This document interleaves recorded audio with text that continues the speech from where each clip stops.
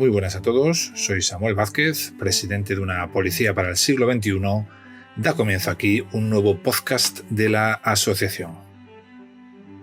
Días cargados de noticias, como casi siempre con este gobierno. Hemos visto cómo increpaban, jarabe democrático me parece que lo llamaban, a Ábalos en Atocha, los comerciantes, esta gente que ha tenido que seguir pagándolo todo sin cobrar un duro, la han llamado sinvergüenza. Él se reía, es lo habitual en un cínico, y alguna mujer, alguna hostelera de allí, alguna comerciante de allí, le decía: ¿de qué te ríes?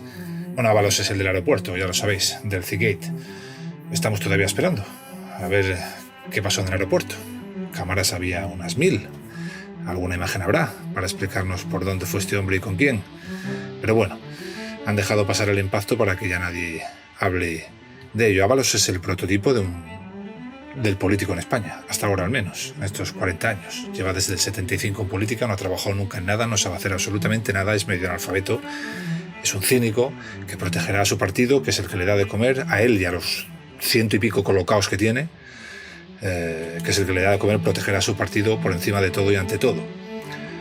Y claro, con estadistas así, pónganme estadistas entre comillas, ¿a dónde vamos? También tenemos a la Fiscalía, hay una información de última hora, según un diario, no me acuerdo si es el Confidencial, la Fiscalía pasaba información reservada a la abogada de Podemos sobre el caso Dina Busselham, creo que se llama esta mujer. Os acordaréis de la tarjeta que fue robada en teoría por las cloacas del Estado para perjudicar a Pablo Iglesias, y luego resulta que la tenía en casa Pablo Iglesias y que se la devolvió 4 meses después a esta chica, ¿verdad? Deteriorada. Y ahora al parecer el que investigan es a Pablo Iglesias. Pero se ha sabido que la Fiscalía pues pasaba información a la abogada de Pablo Iglesias. Estamos vacunados ya contra todo. No hay coste para nada. Es decir, en cualquier país del mundo esto haría dimitir de inmediato al ministro en cuestión, al vicepresidente, incluso a todo el gobierno. Aquí ya no pasa nada. ¿Qué me dicen de la dispersión de presos? Marlaska quiere acabar con la dispersión de presos. Quiere acercar a todos los asesinos de ETA al País Vasco. Y lo dice sin rubor. No, dice, bueno, es que esto es cosa del pasado, dice este hombre. Que como ya sabéis ha superado todos los límites éticos posibles y ahora se ha sumado un adjetivo calificativo más, porque ha sido su sesión de reprobación en el Congreso, y no ha ido a su propia sesión de reprobación. O sea, se ha ausentado, se ha marchado de la sesión. Ya no solo hablamos de ética, ya hablamos de cobardía. Dispersión de presos. Dice que es cosa del pasado. ¿Sabéis para qué sirve la dispersión de presos? ¿No? Entre otras cosas, para que no tengan contacto directo y no se vuelvan a reagrupar. Pero bueno, esto es lo que hay. Ya nada escandaliza. Ya absolutamente nada escandaliza. Ha habido un discurso muy polémico de la diputada Macarena Olona sobre la violencia de género, la llamada violencia de género en el Congreso. Vamos a analizarlo en la noticia del día. Vamos a ello.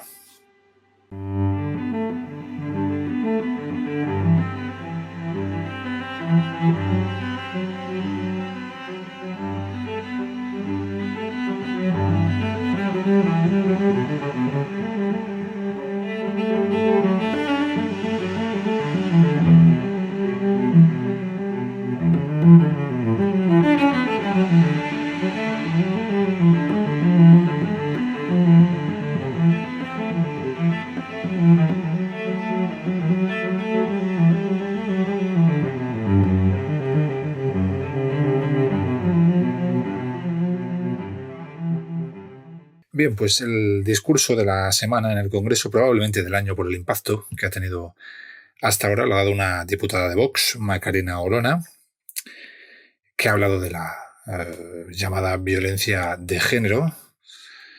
El discurso es un discurso muy aplaudido por los suyos, pero solo por los suyos, porque en el resto parecía haber conformidad de no estar de acuerdo en el resto de partidos, tanto izquierda como derecha. El discurso llega a su apoteosis cuando dice algo así como: el hombre no viola al violador, el hombre no mata al asesino, el hombre no maltrata al maltratador, el hombre no humilla al cobarde. Estas cosas son de perogrullo, pero al parecer estas cosas de perogrullo son revolucionarias, decirlas en ciertos escenarios hoy en día. El remate final fue algo así como un grito de la violencia no tiene género. Y os habéis puesto en contacto por privado y de manera pública para decirnos que nos mojemos sobre este tema, sobre este discurso, sobre la ideología de género. Pues yo ya más no me puedo mojar. Allí donde me han preguntado, como a todo de lo que se me pregunta, he contestado pues con lo que creo, con mis principios, con los principios que tengo. No soy marxista, digo marxista grouchiano, que es lo que son la mayoría de los marxistas hoy en el Congreso. No tengo estos principios y si no te gustan tengo otros. Son los que hay. Efectivamente, yo creo que la violencia no tiene género. Es una estupidez, además, defender lo contrario. Cuando una madre mata a un niño, eso es pura violencia. ¿Cómo vamos a negarlo? Por lo tanto, la violencia es violencia. Ha habido colectivos que de manera absoluta, mayoritaria, abrumadora, han sido pues víctima de determinada violencia en momentos históricos, incluso en la actualidad. Tenemos, por ejemplo, por poner un ejemplo, la persecución de cristianos en África, que es brutal, que se cobra miles y miles de muertes. Tenemos, por ejemplo, la violencia estructural que había contra los ciudadanos de raza negra hasta hace muy poco en Estados Unidos, no ahora, no ahora con estas manifestaciones absolutamente politizadas, como ya hemos hablado en otros programas, sino pues ese Estados Unidos de los 50, ¿no? Y anterior, incluso de los 60, 70, hasta hace 4 días prácticamente. Gracias a Dios ha cambiado eso. Pero era una violencia efectivamente estructural, es decir, sobre todos los ciudadanos de raza negra. Cuando un ciudadano de raza negra subía a un autobús y se sentaba en un sitio, y luego subía uno de raza blanca y no había sitio, se tenía que levantar. De hecho, tenían unos asientos reservados al fondo para ellos y otro para los blancos. Cuando entraba al cuarto de baño de un bar, no podía ir al mismo cuarto de baño que los blancos. Eso es una violencia estructural.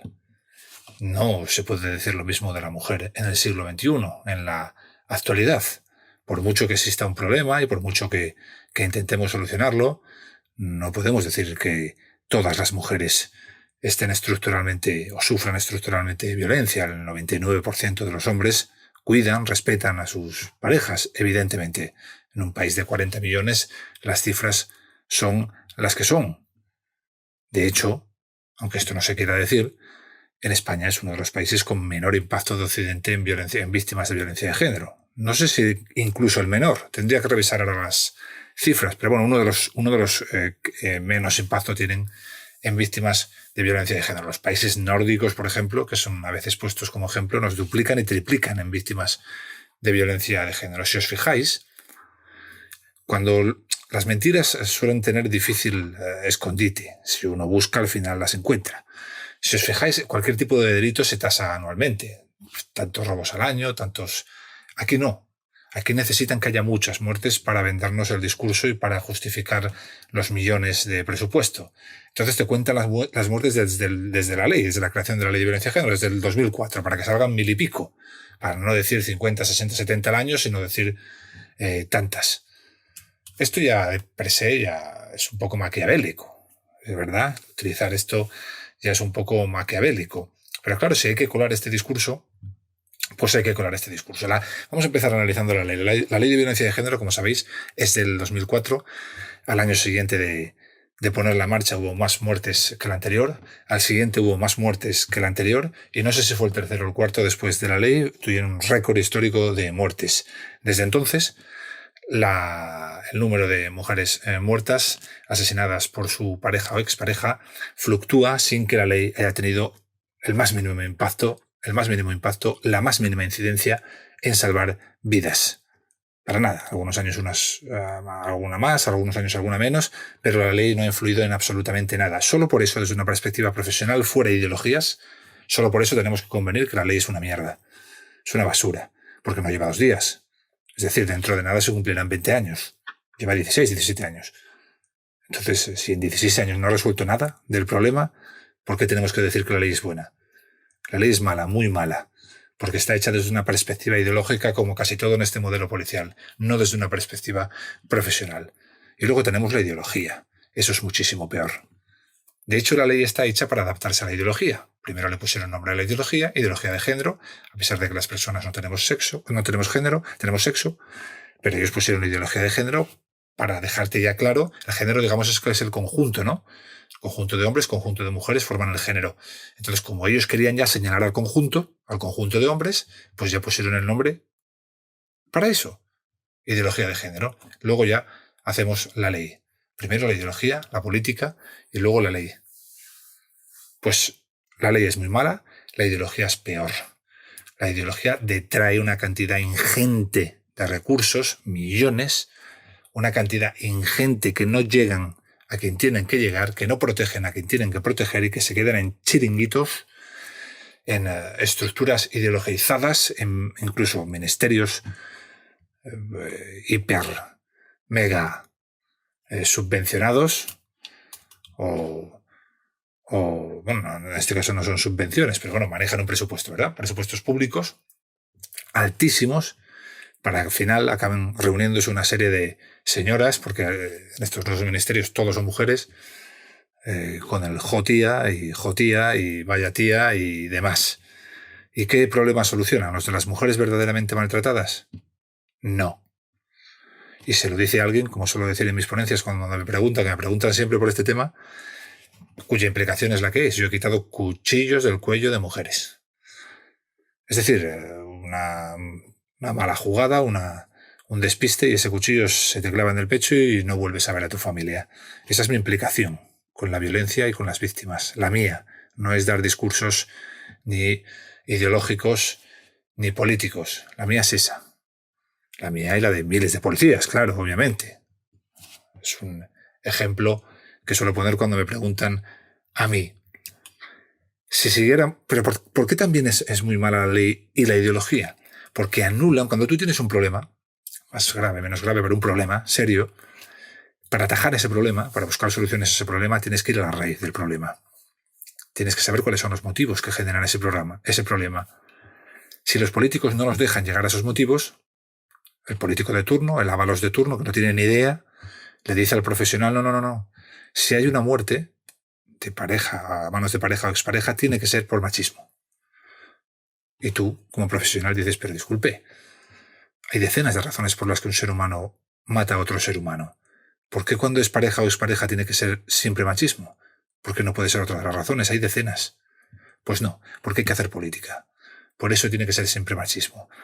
Y al señalar siempre como machismo, o el machismo como causa, pues nos impiden analizar el resto de las causas. Así que nos impiden dar una solución mejor, más profesional al problema. ¿Quién pierde? Las verdaderas víctimas. ¿Quién gana? Los políticos que hacen política con este drama, con esta tragedia. Siempre priorizar la perspectiva política sobre la profesional. ¿Por qué sabemos que esto no tiene nada que ver con intentar salvar vidas de mujeres, con intentar ponerte del lado de las verdaderas víctimas? Esto es muy sencillo. ¿Por qué sabemos que es política? Porque desde el minuto 1, la presión que se ejerció antes de ir a la ley, es decir, a través de la ideología, hizo primero que hubiera consenso, que nadie se atreviera. La presión es tan grande que nadie se atreve a disentir. Hasta ahora, hemos escuchado el discurso de Macarena. La presión es tan grande que nadie se atreve a disentir, pero sobre todo porque sirve para señalar. Sirve para señalar. Esta es la ley, esto es lo que hay, esta es la ideología. Si estás en contra de ella es porque quieres que mueran mujeres. ¿Qué argumento? ¿Cuánta vileza? ¿Qué argumento más asqueroso? Yo no estoy de acuerdo con la ley ni con la ideología. Y me juego la vida en mi trabajo para que no mueran mujeres. Por eso, por esa razón, ya sabemos que es política. Porque está hecha para señalar. Si tú quisieras solucionar un problema de verdad, no vamos a sentarnos todos. Mujeres hay de todas las ideologías. Queremos salvarlas a todas. Nos sentamos. ¿Ustedes en qué no están de acuerdo? En la nomenclatura, venga, podemos cambiarla. En esto, en lo otro, vamos a llegar a acuerdos. No. Esta es la ideología de género. Esto es lo que hay. Y si no te gusta, eres un machista. Y no te importa que maten a mujeres. Política. Política. No quieren solucionar ningún problema. Quieren utilizarlo para señalar, para hacer política. Y la presión para la que se gastan millones, la presión es tan grande que muy poca gente, sobre todo gente joven, se atreve a enfrentarse. Una chavala joven de 17, 18 años, pues tiene una zona de confort, si va a una manifestación, se viste de morado y grita los gritos habituales, que no suelen tener nada que ver con la mujer, contra el capitalismo, todo, por si acaso quedaba alguna duda de que era todo política. Pero si vas ahí, pues estás en una zona de confort, aplauden, estás segura, estás bien. Si se te ocurre decir que no estás de acuerdo con nada de eso, te escupen, te insultan. Pero, perdone, soy mujer, no era esto a favor de las mujeres, no.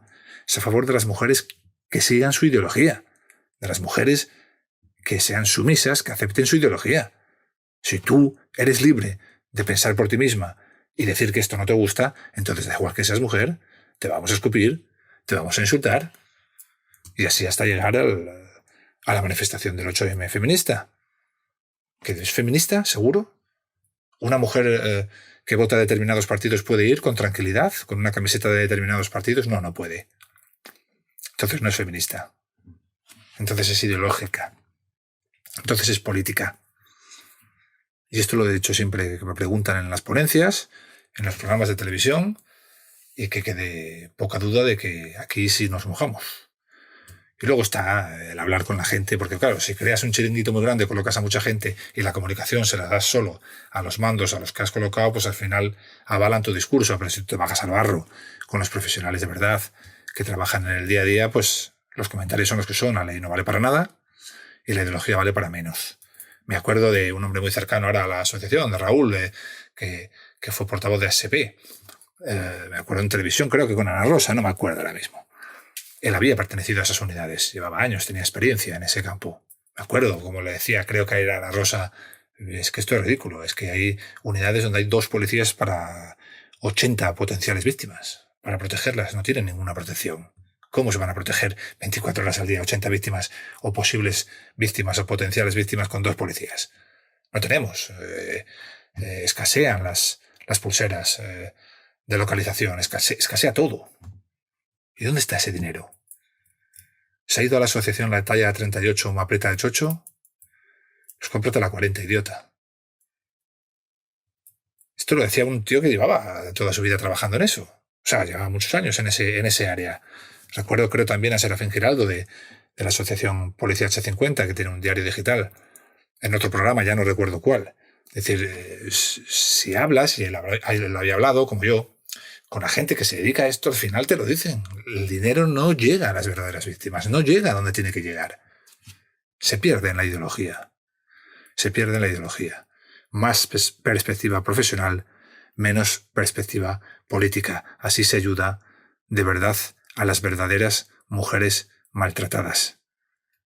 Así se ayuda a las verdaderas mujeres maltratadas. Y esta es mi opinión. Por si alguno de los que pedían que me mojara, pues ya está. Lo he dicho en público, en privado, en la tele, cuando me han preguntado por eso, en ponencias, que casi siempre sale este tema. Y lo digo hoy, no hay nada que esconder, ya saben cómo acaba este programa. La ética no se negocia. Y esta es la postura que tengo y da igual que la defienda Macarena Olona como se la defiende Pepito Jiménez. Pues es lo que yo creo. Bien, hemos acabado el comentario del día. Vamos a la tercera parte. Es la parte donde hablamos del trabajo, del proyecto. La semana pasada os dije que íbamos a entrar más al detalle en lo de la estadística, ¿verdad? Habíamos hablado por encima de la estadística, del daño que hace, de cómo deshumaniza nuestra profesión, nuestro trabajo. Os dije más o menos unas pautas, pero de cómo había que cambiar las cosas, pero también os dije que la semana siguiente lo haríamos como un poco más técnico, ¿no? Decir exactamente cómo y dónde y por qué y cómo podemos virar en este sentido. Pues para eso hoy ha venido uno de los nuestros, uno de los mejores, su inspector Juan Pablo de Anca, y él os va a contar esto de la estadística mejor que yo. Vamos con él.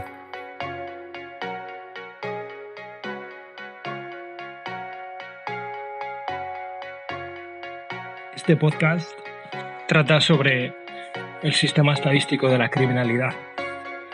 ¿Por qué motivo es importante hablar del sistema estadístico de la criminalidad? dentro del modelo policial. Creo que es fundamental porque es la raíz del modelo. Es algo que no se ve pero que está ahí. En principio nace como una manera para medir la eficacia policial, ¿no? El rendimiento de la policía, la cantidad de delitos que existen, cuál es el escenario de seguridad, para saber qué bien o qué mal hace la policía su trabajo, cuántos casos resuelve la policía, cuántas denuncias recibe. Está bien porque era una innovación. El problema es que con el tiempo las cosas se quedan obsoletas. Entonces el sistema llega a un punto que hay que cambiarlo, hay que reformarlo. Veamos por qué motivo. En primer lugar, el sistema estadístico de la criminalidad, el SEC, ha pasado de ser un sistema que cuantifica, evalúa el trabajo hecho por la policía, ha pasado de ser eso a ser un trabajo que evalúa a la policía. Una cosa y la otra son muy diferentes. Una cosa es el trabajo evaluado a tiempo pasado y otra cosa es a tiempo futuro.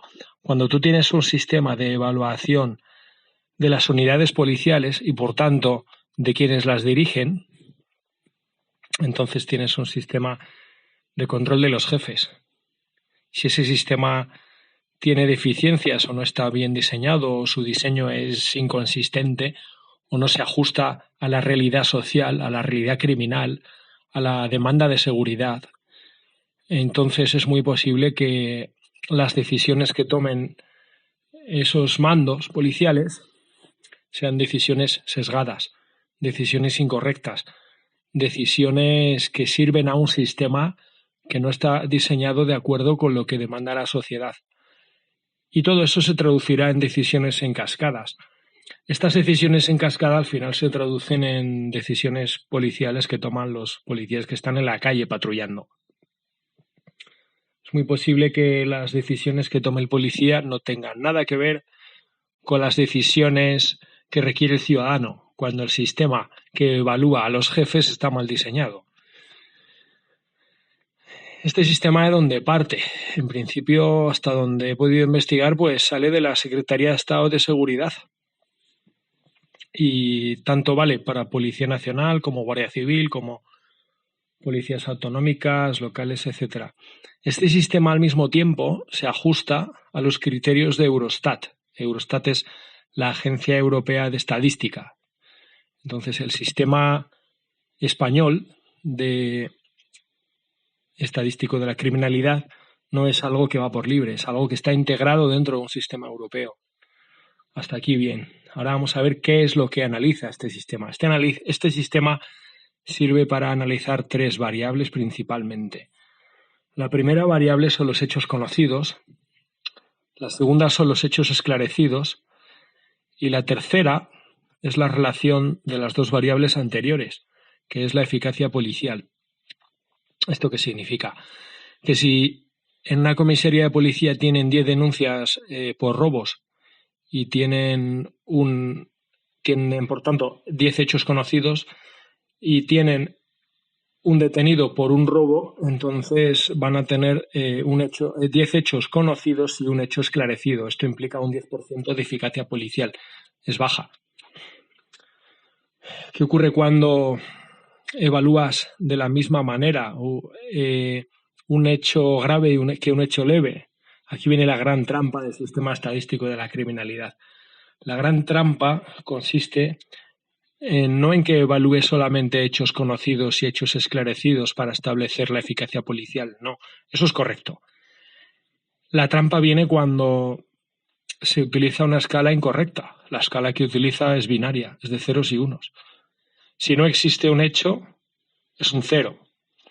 Si no se esclarece un delito, es un 0. Si existe un hecho conocido, es un 1. Si existe un hecho esclarecido, también es un 1. ¿Esto a dónde nos lleva? Nos lleva a evaluar de la misma manera a un adolescente que está fumándose un porro en un parque que a un violador en serie. Un violador en serie que comete 10 violaciones habrá puntuado por 10 puntos. en el sistema estadístico. 10 palotes. Si a ese violador no se le detiene, siempre existe la posibilidad para servir al sistema estadístico de salir a un parque, identificar a 10 adolescentes fumando canutos y ponerles 10 denuncias. De esa manera tendremos 10 violaciones que se suman a 10 adolescentes fumando porros. Son 20 hechos conocidos, de los cuales hay 10 denunciados. Tendremos una eficacia policial del 50%. ¿Es un fraude? Completamente, es un fraude. El sistema está establecido así. El sistema promueve el fraude. El sistema también promueve que si estoy en un grupo de policía judicial, tengo identificado a un autor de robos con violencia, ese autor comete 10 robos con violencia, que se los puede imputar no judicialmente, pero sí policialmente. Sí policialmente porque los ha cometido a la misma hora, porque las 10 denuncias son de 10 víctimas parecidas, por ejemplo, con un perfil similar.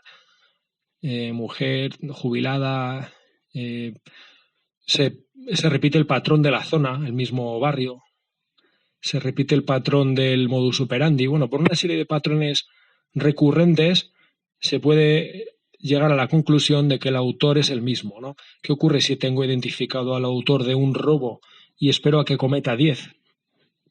Es muy sencillo, que lo voy a detener y dentro del sistema estadístico de la criminalidad, administrativamente, voy a poder justificar que he detenido a un autor de robos con violencia en serie. Podré vender que soy un policía de la hostia, pero lo que estoy realmente haciendo es cometiendo un fraude tremendo. ¿Me estarán dando una medalla? Sí, seguramente me den una medalla porque dirán qué bueno eres, que con una sola detención has esclarecido 10 robos. En realidad, lo que estoy haciendo, como decimos, es cometer un fraude. Bueno, pues el sistema estadístico de la criminalidad promueve esa práctica. No podemos decir que nadie incurra en esa práctica porque sería delictiva, pero tampoco podemos descartarlo. Hasta aquí hemos hablado de cuál es el problema, de cómo está diseñado el sistema estadístico de la criminalidad. Ha sido una explicación superficial, he tratado de que sea lo menos técnica posible y no es fácil, pero bueno, si tenéis dudas estaré encantado de responderlas. Ahora vamos a proponer cuál es la solución. Nuestra solución no consiste en eliminar las variables son las mismas. Las variables son las que forman parte del sistema. El sistema está bien diseñado en general, pero nosotros queremos atribuirle un poquito más de valor, no queremos cargárnoslo. Además, el sistema está integrado dentro de un sistema europeo y va a seguir estándolo. Entonces, nosotros no planteamos dejar de evaluar el hecho conocido, el hecho esclarecido y la eficacia policial, que son 3 variables correctas, ¿no? Lo que proponemos es utilizar una escala de medición ajustada a un baremo, ¿vale? A otra valoración. Consideramos que no se puede valorar igual un hecho conocido cuando perjudica un bien jurídico que cuando perjudica a otro. ¿Esto qué significa? Que cuando el bien jurídico es el orden público simplemente porque hay unos adolescentes fumándose un canuto en un parque, como hablábamos antes, en este caso posiblemente el valor jurídico, el valor dentro del sistema estadístico de la criminalidad no debería ser de un palote, ¿no? Debería ser quizás de 0,05. Esto implica un 5% de valor dentro del total del escenario de la criminalidad o del escenario de la seguridad pública. Estamos proponiendo que se dejen de valorar las cosas con ceros y unos y pasen a valorarse en una escala desde ceros hasta unos. O sea, de 0 a 1, no 0 y 1. ¿Ok? De 0 a 1 podemos utilizar 0,05, 0,5, 0,6, 0,75, 0,9 hasta un punto, que sería un 100% de valor dentro del escenario de la criminalidad, del escenario de la seguridad pública, que sería para el homicidio, porque atenta contra el bien jurídico más valorado, ¿no? En el medio, entre el adolescente que se fuma el canuto en el parque y el homicidio, pues están todos los hechos, la mayoría de hechos que ocurren en el día a día. ¿qué valoraciones tendrían? Pues bueno, el baremo lo debería establecer. Yo creo que debería ser un trabajo a medias entre juristas y legisladores. Creo que no es un trabajo policial, es un trabajo de juristas, de legisladores, poder ejecutivo, poder legislativo, poder judicial. Tiene que ponerse de acuerdo en qué es lo que vale más, qué es lo que vale menos y qué valoración tiene cada hecho dentro del sistema estadístico. Es muy importante que sea por consenso, que no sea una decisión política del gobierno del momento, ¿no? Para que luego lo cambie el siguiente gobierno. Es muy importante que haya una baremación que tenga vocación de permanencia a largo plazo. Entonces, bueno, además de esto, deberíamos valorar que no vale igual un hecho esclarecido cuando es un hecho esclarecido a priori en prevención que cuando es a reacción.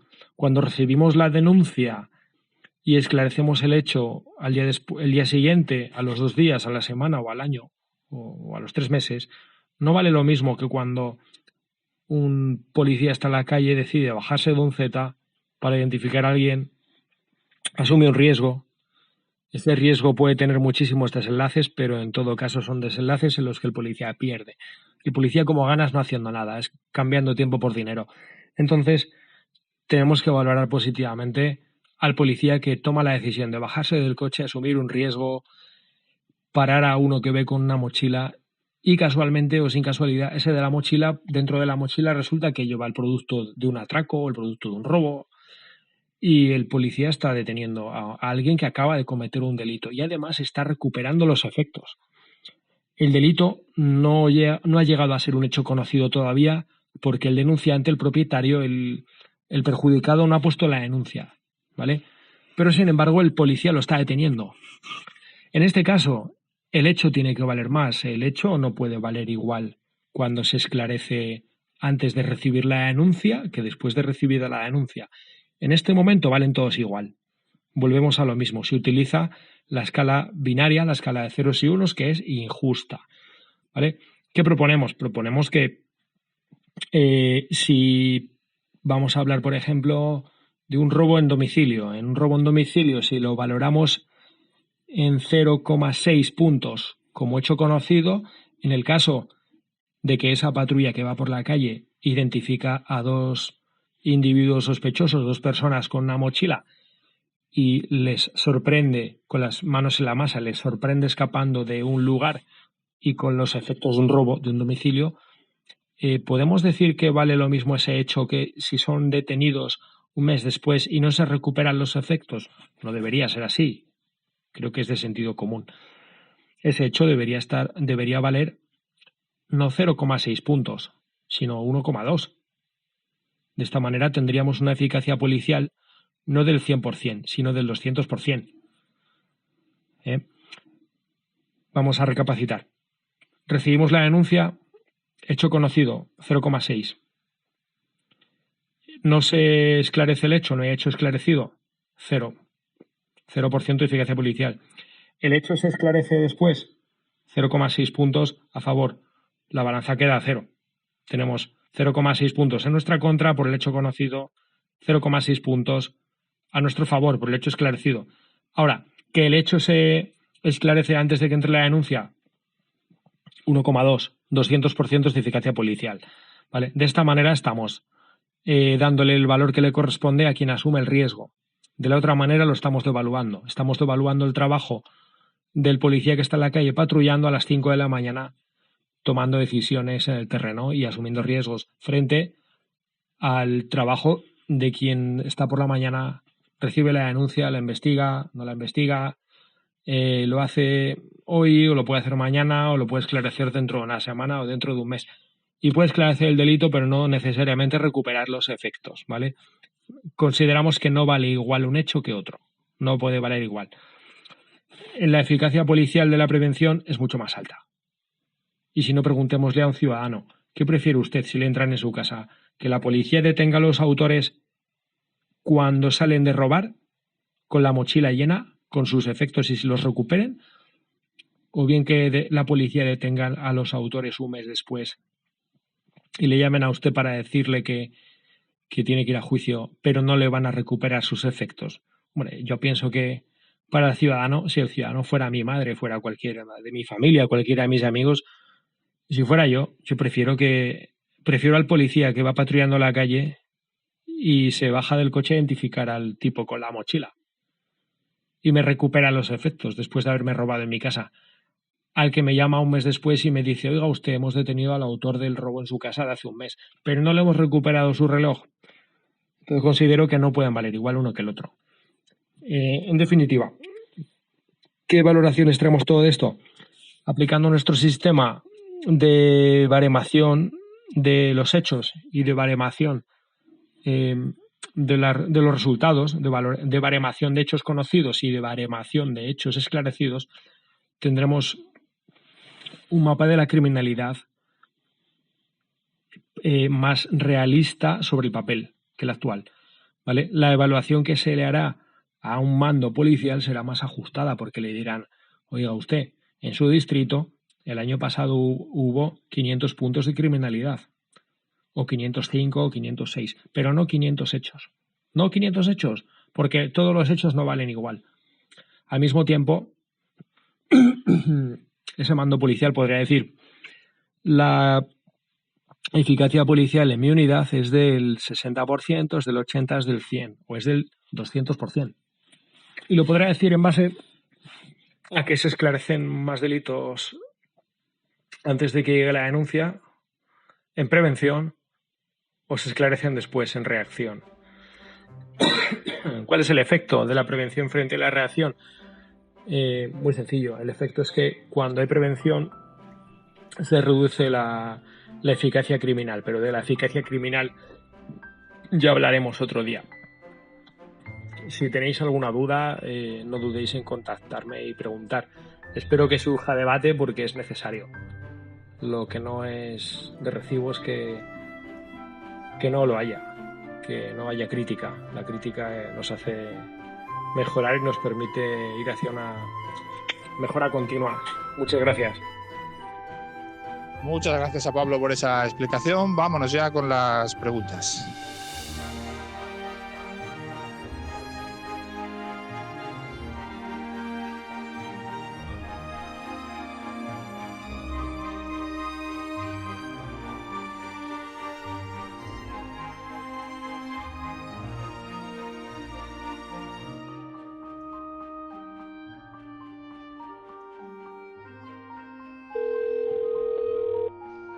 Saludos, Samuel, a ti y a todo tu grupo. Nada, mi pregunta va relacionada al podcast que hablaste sobre la destitución de Nieto. Comentaste por encima las funciones de tráfico tanto de policías locales como guardias civiles. Pues bien, dentro del programa que tienes desarrollado y que te gustaría implementar, ¿cómo se desarrollarían estas funciones? ¿Podrías hablar un poquito más? Ya que, como bien sabes, pues tanto policías locales como guardias civiles en materia de tráfico es una competencia bastante amplia, y pues el tema de accidentes, alcoholemias, etcétera, ¿cómo se desarrollaría en tu programa? ¿Vale? Muchas gracias, saludos. Bien, gracias, compañero. El tráfico tiene bastante relación muchas veces con la seguridad ciudadana. De hecho, yo mismo, como Policía Nacional de Seguridad Ciudadana, he tenido que llamar en muchas intervenciones, muchas veces, a la policía local de mi ciudad. Yo creo en el policía integral, creo en el policía de seguridad ciudadana como base para llegar a cualquier otro sitio. Creo que cuando se sale de una academia hay que ir a un coche de policía y formarse allí, tener experiencia empírica, ganar experiencia empírica, trabajo de campo, porque el coche de policía es el primero en todo. Es el primer enfermero que llega a una escena con heridos antes que llegue la ambulancia. Es el primer bombero que llega a un incendio antes que llegue el camión de bomberos. Es el primero que regula el tráfico antes de que llegue pues la patrulla de tráfico correspondiente, sea de policía local o guardia civil, dependiendo. Por lo tanto, nosotros tenemos el planteamiento de las policías territoriales, de las agencias territoriales, en cada territorio, una única policía de seguridad ciudadana. Esos policías de seguridad ciudadana deberían también asumir la competencia del tráfico. En el trasvase de En la creación de cuerpos sería relativamente sencillo. Todas las policías locales de España saben hacer tráfico, la Guardia Civil más o menos lo mismo, y sería simplemente implementar una serie de cursos intensivos a los policías como yo, a los miembros de la Policía Nacional que hacen seguridad ciudadana. Recordemos que ese cuerpo territorial, sea provincial o autonómico, estaría integrado para atender exclusivamente la seguridad ciudadana, estaría integrado por todos los policías que desarrollen trabajos de seguridad ciudadana en la actualidad, de las policías locales, Guardia Civil y Policía Nacional de los respectivos territorios, y en su caso, policías autonómicas. Por lo tanto, yo creo que debería encuadrarse ahí. Yo creo en el policía integral. Creo en el policía que es una célula de inteligencia en sí misma. Es decir, un policía que sabe llegar a un sitio y hacer un torniquete y parar un sangrado, y sabe regular el tráfico si hay que hacerlo porque el torniquete lo está haciendo el compañero en mitad de la carretera, y sabe empezar a dirigir las primeras investigaciones, que es algo que se hace ya en seguridad ciudadana en los modelos más avanzados del mundo y aquí no, y que sirve también luego para valorar los méritos, ¿verdad? La implicación de cada uno, esas primeras investigaciones pequeñas, pues cosas de hurtos, cosas de algún robo, cosas de alguna persona que tiene atemorizado algún barrio, alguna familia conflictiva en algún barrio, que vas haciendo tú tus primeros reportes para el juzgado y demás. Creo en ese tipo de policía de seguridad ciudadana integral, muy formado, que es el policía que da miedo generalmente a los bandos, y que también sabe captar información, es decir, una pequeña célula de inteligencia. Cada policía, yo creo, de seguridad ciudadana debe ser eso.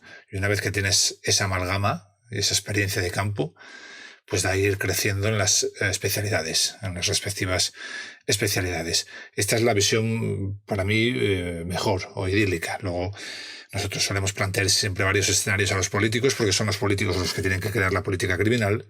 Entonces, cabría un escenario B, donde la seguridad ciudadana no entrase el tráfico, y una vez creado el Cuerpo Territorial de Seguridad Ciudadana, a través de las leyes de pasarelas, dejar o permanecer un número mínimo de policías locales en cada ayuntamiento, o policías nacionales, guardias civiles o policías autonómicos de determinada edad que quisieran pasarse a ese ayuntamiento para atender exclusivamente las funciones de tráfico. Yo esto lo dejaría, como ya sabéis, para policías mayores de 50 años.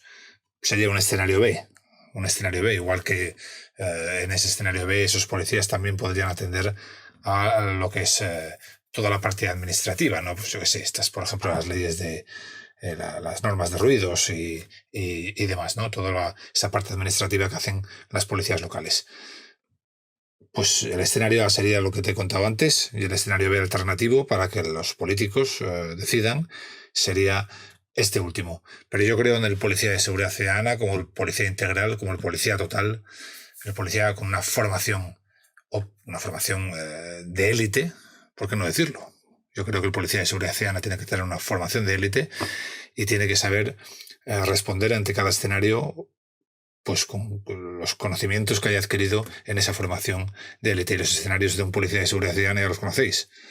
Pues llegar el primero a un herido, llegar el primero a un incendio, llegar el primero a una inundación, llegar el primero a un accidente de tráfico, llegar el primero a un robo. Es así. No sé si te he respondido, pero más o menos por ahí irían los tiros. Muchas gracias por tu pregunta, compañero. Bien, y para acabar no pongo pregunta porque han sido quejas privadas, anónimas, por razón de quien las hace, ¿verdad? Pero hemos recibido varias quejas de varios alumnos que juran ahora al cargo en la Policía Nacional y que han recibido ya el primer puñetazo para el acoso y derribo de la motivación, que va a ser lo que van a ver durante, lamentablemente, toda su carrera profesional. Un golpe tras otro que impacta en la motivación, que los desmotiva, que genera frustración. Hemos recibido quejas de gente que no entiende cómo es posible que en todas las dependencias un inspector de policía que no los conoce, que apenas ha hablado con ellos un par de veces, que no ha patrullado nunca con ellos, ni ha realizado ninguna investigación, ningún trabajo de campo con ellos, sea el encargado de ponerles la nota. Pues esto es lo que es la formación en la Policía Nacional, en prácticamente todo el modelo policial. Es, pues cubrir el expediente, decirlo así. Cubrir el expediente, una amalgama de asignaturas y cosas para que te den premios de calidad y demás, pero que no sirven para nada luego cuando te enfrentas a la vida real. Efectivamente, no hay ninguna coherencia en que un señor que no ha patrullado y no ha subido a un coche de policía contigo te ponga la nota. Al final todas las notas son iguales.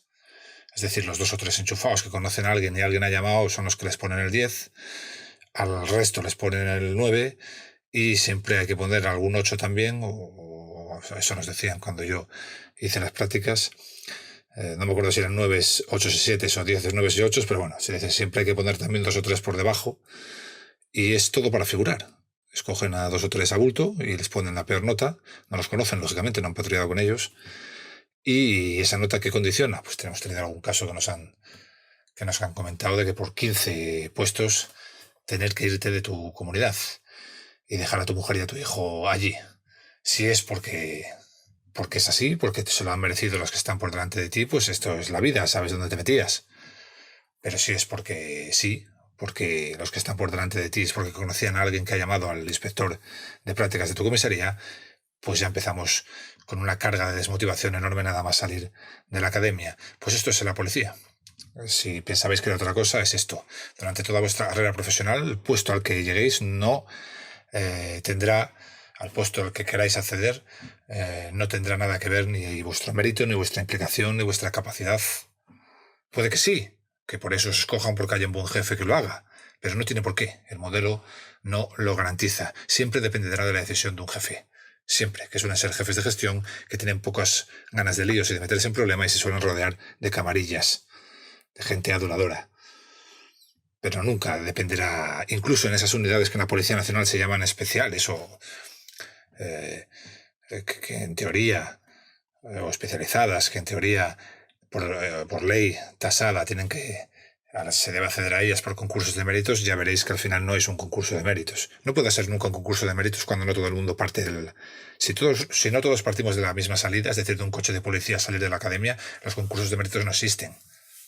No existen. Es decir, si tú eres el hijo de no sé quién y vas directamente a una comisaría general, en 3 años tienes 70 felicitaciones. En 7, 8 años patrullando Usera Villaverde y jugando de la vida, igual tienes 5. Al final quieres pedir para tu tierra y el otro, el enchufado, va a pedir siempre antes que tú. Es así. Incluso esas unidades de las cableantes, que son 4, pues, gascarinos, caballería, 4. Comprobaréis que al final todo depende de la entrevista. ¿Qué más da que aportes los méritos aquí y de allá? Si no pasas la entrevista, no pasas la entrevista. Y si pasas la entrevista, pasas la entrevista. Y si eres el mejor guía canino de España y solo queda una plaza, y el que está compitiendo contigo es el hijo de un jefe superior que ha llamado al jefe de guías caninos, olvídate de la plaza. Es lo que hay. Se puede cambiar. Nosotros proponemos la figura del delegado de recursos humanos para cambiar esto. Ya lo sabéis. Se puede cambiar. El futuro, la carrera profesional puede depender exclusivamente de tus méritos, no la decisión de un mando. Pero hay que cambiarlo desde fuera. Siempre digo lo mismo. Los mandos que viven en este cortijo no lo van a cambiar nunca. Ellos se benefician de eso. Tiene que ser un político, un estadista que les obligue a cambiarlo asesorado por alguien, claro. Y hasta que eso no llegue, pues esto es lo que hay. Es a lo que os vais a enfrentar día a día. Os daréis cuenta de que vagos siempre hay, pero el 90% de los policías que salen de una academia salen con unos niveles de motivación altísima para trabajar, y os daréis cuenta también que a los 2, 3, 4 años, y viendo lo que se cuece en cada sitio, más de la mitad de esos policías habrán perdido ya toda motivación. Será gente que seguirá buscando un hueco para trabajar de lunes a viernes o que no quiere ya implicarse, que no quiere asumir riesgos, porque asumir riesgos en esta profesión significa también asumir todos los costes y ningún beneficio. Entonces sí, es una auténtica payasada. Una auténtica payasada. Ya para empezar, una vez que las prácticas no deben ser, no pueden ser para poner notas. Es una ridiculez, porque las notas las pone una persona. Incluso si dejáramos ponerte la nota al que ha patrullado contigo durante todas tus prácticas, que sería mucho más razonable, aún así sería profundamente injusto. Porque hay gente muy buena que pondría a todo el mundo un 10 simplemente porque ha estado todo el año con ellos, y otros mucho más justos que dirían, mira, no, yo creo que tú para esto no vales, te voy a poner un 5. Entonces eso nunca sería... Esto de poner notas es una estupidez. Tú has sacado una posición, tienen que formarte en una academia. La academia, si os fijáis, es lo mismo, es cubrir el expediente. 14, 15, 16 asignaturas y en 5 días te tienes que examinar de todas. Tragarte temarios teóricos, vomitarlos el día del examen y el lunes siguiente ya no te acuerdas de nada. ¿De qué te vas a acordar? Los conocimientos teóricos tienen que venir ya adquiridos. La academia tiene que ser los conocimientos aplicados a tu trabajo, a lo que vas a vivir. El 90% de la formación en una academia antes de ser policía no se puede desarrollar en un aula. Y actualmente es al revés. El 90% se desarrolla en un aula. Al final es todo para cubrir el expediente. ¿Qué psicología vas a aprender por dar una hora a la semana o 2 psicología durante 5 meses o 6 meses? Es ridículo. Pero es ridículo todo. Incluso hacer gimnasia en la escuela de Ávila es ridículo. Profundamente ridículo. ¿Qué implica hacer gimnasia 6 meses, 2 horas a la semana? Cualquiera que haga deporte sabe que 2 horas a la semana no sirven para nada. El que hace deporte a diario, descansando un día a la semana. Y eso hay que hacerlo durante toda tu carrera profesional. Si acabas de superar una posición en las pruebas físicas, es evidente que eres apto físicamente, porque te hay que volver a examinar en Ávila. ¿En qué sentido tiene que tenerte en forma, que no te tienen en forma con 2 horas a la semana, pero bueno, si ellos creen que sí, durante 6 meses? Si luego tienes 30 años de carrera profesional por delante, si a lo mejor no vuelves a pegar una carrera en toda tu vida, o haces un seguimiento permanente hasta la edad de jubilación, siempre en función de los años que tienes, claro, no le vas a pedir lo mismo a uno de 18 que a uno de 50, o haces un seguimiento permanente o no hagas nada. Pero tenerte en Ávila haciendo 2 horas a la semana de educación física, ¿eso para qué sirve? El que hace deporte, no necesita la educación física, sale todos los días por Ávila a correr, o va al gimnasio, o a hacer natación, y lo va a seguir haciendo el resto de los años. Y el que no, ¿qué más da? Que le tengas ahí 6 meses pegando 2 carreras a la pista un par de veces por semana. Si cuando salga de la academia nadie le vigila nada, si no vuelve a hacer deporte en su vida. Es todo para cubrir el expediente. No hay ciencia aplicada. En una academia tiene que darse ciencia policial aplicada. La formación hay que cambiarla entera. Entera. Siento lo que habéis pasado, sobre todo los que tenéis mujer, hijos y la mujer trabaja en vuestra ciudad y tenéis que iros. Pero es la primera injusticia de las muchas que vais a ver. Yo monté una policía al siglo XXI para acabar con ellas. A ver si tenemos suerte y alguien nos hace caso. Hasta aquí el podcast de hoy. Recuerden siempre, la ética no se negocia. Hasta el siguiente.